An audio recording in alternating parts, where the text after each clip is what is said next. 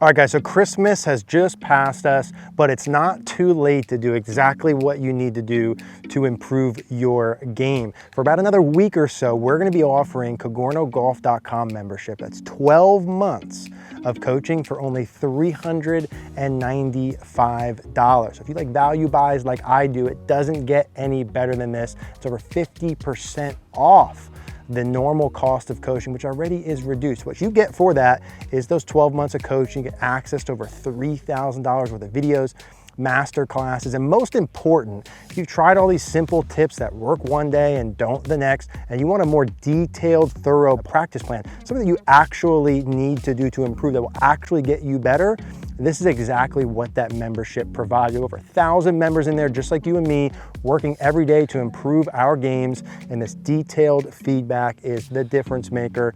CogornoGolf.com, now until January 1st, 50% off. We'll put the link in the description down below. We'd love to see you there. All right, guys, so let's talk about increasing your speed and how you get speed with your driver. Now, the main key that I want you to focus on is winding up correctly during the backswing. Now, there's two key pieces during the backswing. I like to break it into two phases to create the most speed. The first move happens right away off the ball, and what we call that is shift and width. Shift and width. And what I mean by that is when I'm making my backswing, if I want to maximize my speed, there's going to be a little bit of a pressure shifting into my trail foot. My torso is going to move off the ball ever so slightly. And as I'm doing that pressure shifting into my trail foot, I want to have the club head wide, okay? The golfer that would hit it the shortest has no shift and no width. Looks something like this. The golfer who hits it the farthest has the most shifting of pressure and width early. So I'm trying to get the club head as far away from me as possible without my body moving excessively off. A really good model that you'll see as we're going here is Old School Tiger. Now, are you going to move exactly like Old School Tiger? No, probably you nor I will do that, but we can model those motions. So first things first for power is shift and width.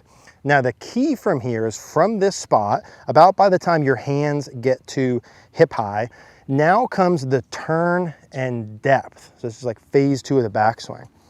Shift and width, turn and depth. Now, turn and depth from here to the top, you'll see we're trying to get the butt of the club as far up and back from the golf ball, from this shift and width spot, about here. From here to the top, we want this butt of the club to go as far up and back that way, so it's as far from the golf ball as humanly possible. So I'm going to feel from here, turn and depth. So a lot of that getting the club head back there is through the turning. I want to make from here, I'm not doing a huge amount of the turning early with the shift and width. Now from here, I'm kicking in the turn and the depth. So I'm feeling like my hips, my torso, my rib cage, and all that is turning, and I'm pulling my arms and hands up and back as far away from the ball as possible. It's important we get those two phases. Let me just hit one here as we're going. So the first thing that I like to work in, I'd like you to work in here, is a little bit of the pressure shifting in the trail foot. So you're pressing down into the right. A little bit of head motion's okay. And we're feeling like we're getting that club head tossing back behind us. Okay, so shift and width.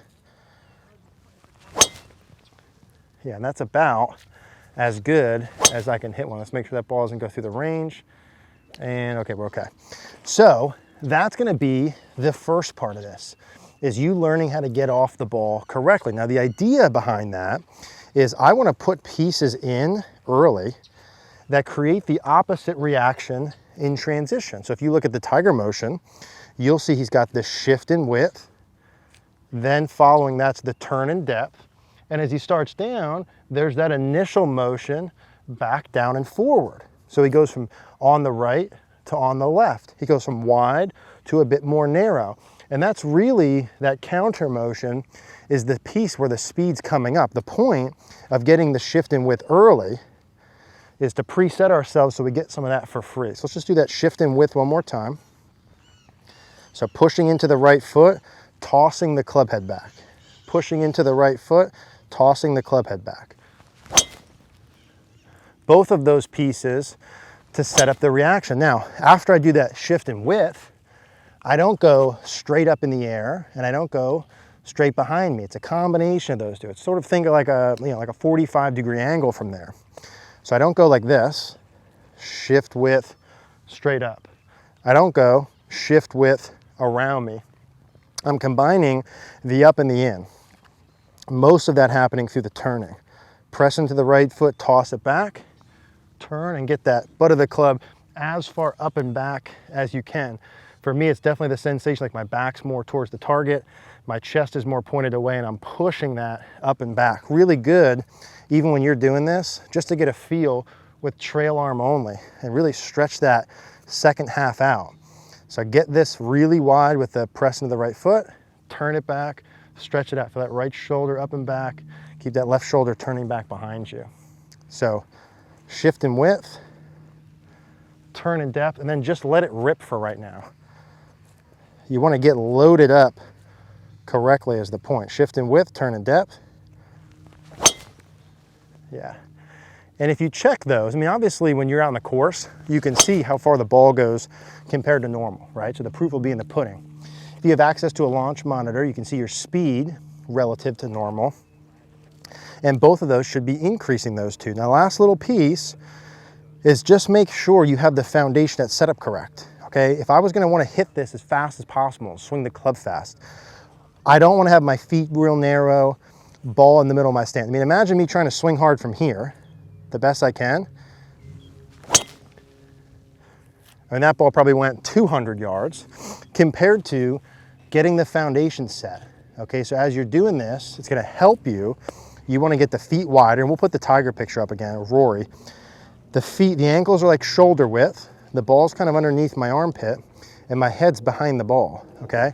You wanna have those pieces in your setup. The feet being wider is gonna enable you to do this shifting, which is gonna create the speed. The head behind the ball is gonna help hit up on it to maximize distance.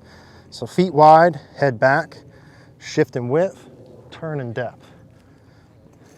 Feet wide, head back, shift in width, turn in depth. Yeah, and those are about as hard as I could hit the ball. So if you're looking for distance and speed, right, to hit the ball farther, which is incredibly important, do it, get the setup and load things up first. There's a lot of incredible training programs for you to learn how to get the speed coming down, but you can get a lot of that for free by getting the backswing correct. So use these swings, use that tiger motion as visualization, feel the pressing and the throwing, and then turn that into the turning and the depth. Let the downswing happen. You could train that piece later on. Hope this helps you hit the ball farther. If you have any questions, as always, leave a comment down below.